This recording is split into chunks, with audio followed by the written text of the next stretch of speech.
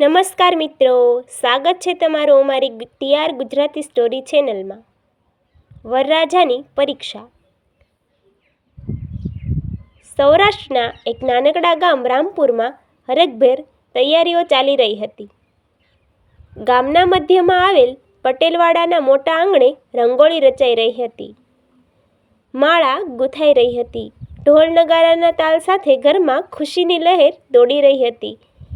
આજે ગામના માનનીય સુરેશભાઈની દીકરી હેતલનું લગ્ન હતું. હેતલ સૌમ્ય, સંસ્કારી અને ભણેલી યુવતી હતી. ગામમાં દરેક જણ કહેતો કે હેતલ તો ઘરની લાજ છે. વરરાજા મિતેશ શહેર અમદાવાદમાં નોકરી કરતો. ભણેલો અને સમજદાર યુવક હતો. તેના પરિવારની સગાઈ વખતે જે વાતો થઈ હતી તે મુજબ તે ખૂબ જ સારા સ્વભાવનો હતો. હેતલના માતા પિતાએ વિશ્વાસ રાખીને આ સંબંધ મંજૂર કર્યો હતો. લગ્નના દિવસે વહેલી સવારે જ ઘરમાં મંગળ ગીતો ગવાઈ રહ્યા હતા.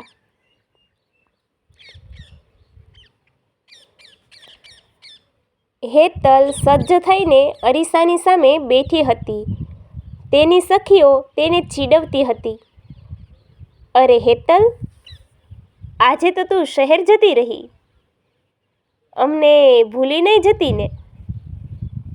હેતલ શરમાઈને હસતી, પણ તેની આંખોમાં થોડું ભય પણ હતું. નવા ઘર, નવા લોકો કેવી રીતે સંભાળી શકીશ?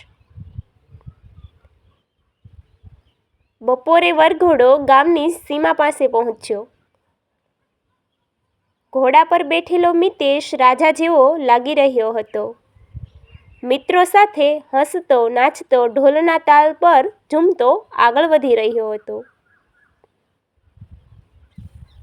ગામના બાળકો વરરાજા આવ્યા, વરરાજા આવ્યા કહીને દોડતા હતા.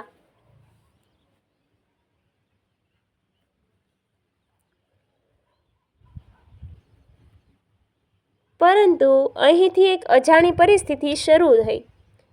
વરઘોડો સાથે આવેલા મિતેશના કાકા દીપેશભાઈ થોડા ગરવીલા સ્વભાવના હતા.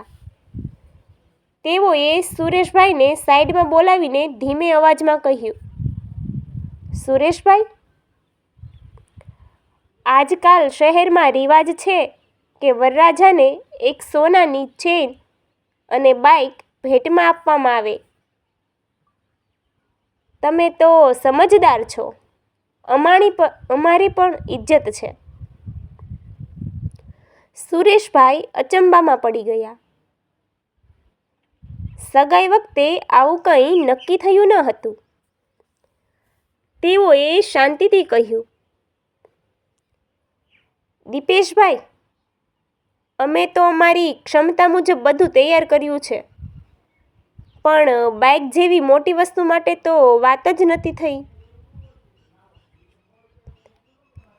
દીપેશભાઈનો ચહેરો કઠોર થઈ ગયો.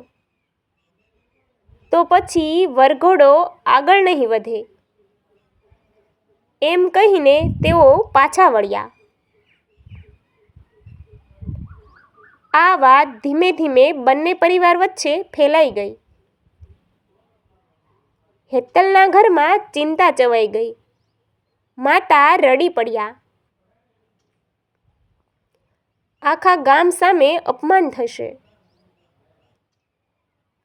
હેતલને પણ વાતની ખબર પડી. તેની આંખોમાં આંસુ આવી ગયા. પપ્પા, જો તેઓને દહેજ જોઈએ તો હું આ લગ્ન નથી કરતી, તેણે હિંમતથી કહ્યું. ગામના મોટા ભાઈઓ ભેગા થયા. વાતાવરણ તંગ બનતું ગયું. મિતેશ ઘોડા પરથી ઉતર્યો અને પરિસ્થિતિ સમજવા આગળ આવ્યો. તેને જ્યારે ખબર પડી કે તેના કાકાએ બાઇક અને સોનાના ચેનની માંગણી કરી છે, ત્યારે તે ચોંકી ગયો.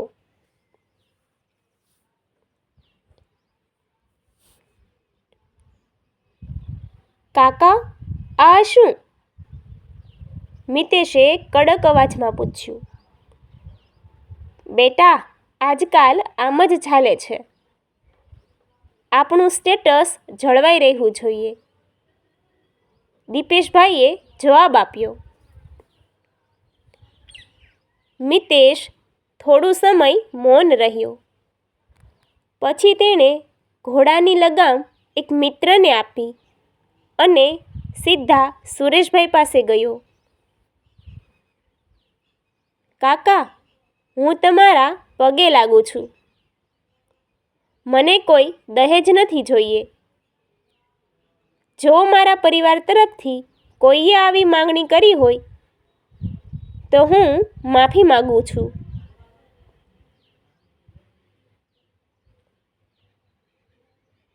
આ શબ્દો સાંભળીને બધા આશ્ચર્યચકિત થઈ ગયા. દીપેશભાઈ ગુસ્સે થયા. તું અમારા સામે ઊભો રહીશ? મિતેશે શાંતિથી જવાબ આપ્યો.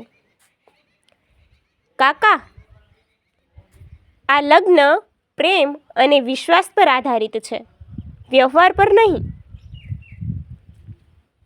જો આજના દિવસે હું ચૂપ રહીશ તો આખી જિંદગી મારી આંખોમાં શરમ રહેશે.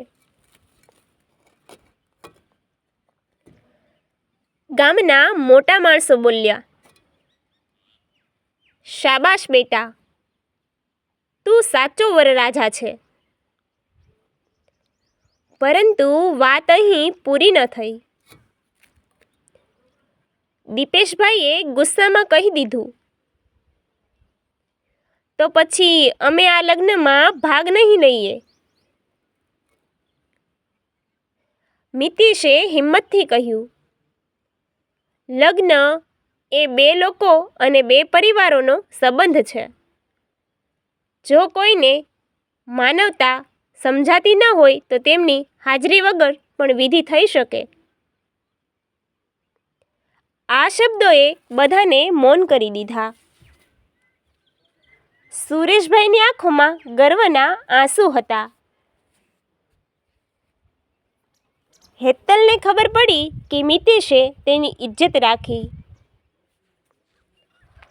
લગ્નવિધિ શરૂ થઈ.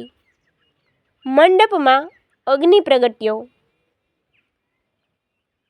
ફેરા લેતા સમયે મિતેશે ધીમે અવાજે હેતલને કહ્યું,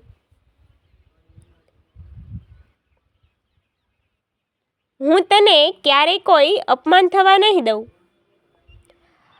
હેતલના હોઠ પર સ્મિત આવ્યું. લગ્ન પછી જ્યારે વિદાયનો સમય આવ્યો ત્યારે હેતલની માતા ફરી રડી પડી.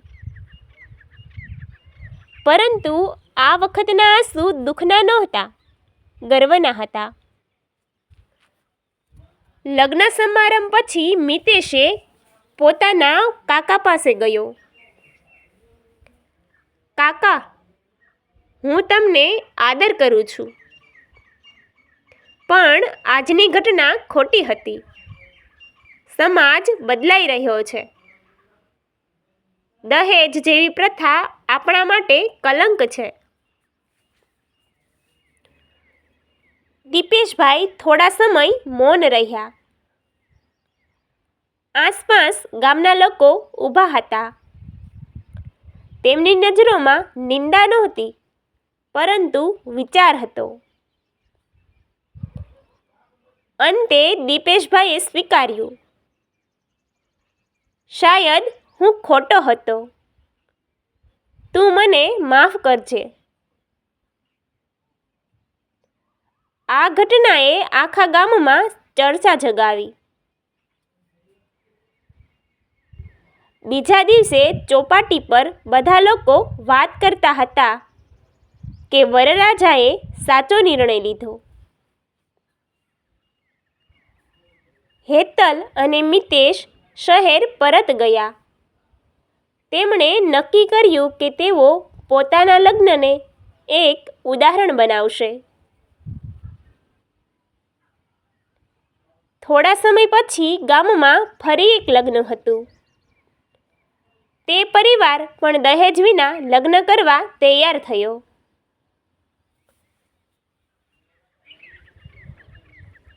રામપુર ગામમાં ધીમે ધીમે વિચાર બદલાતો ગયો. લોકો સમજવા લાગ્યા કે લગ્ન કોઈ સોદો નથી, પરંતુ વિશ્વાસનો સંબંધ છે.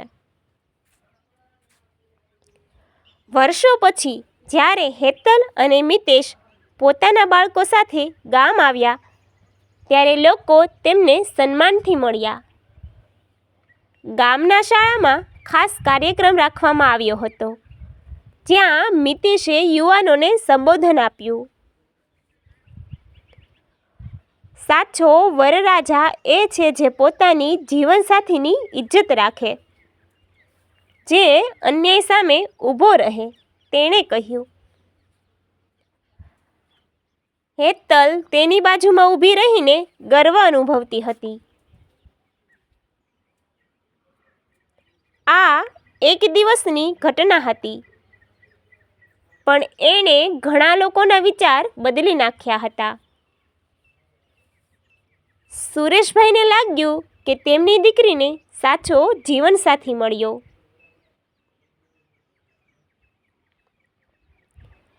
ગામના વૃદ્ધોએ કહ્યું, આજનો દિવસ યાદગાર રહેશે.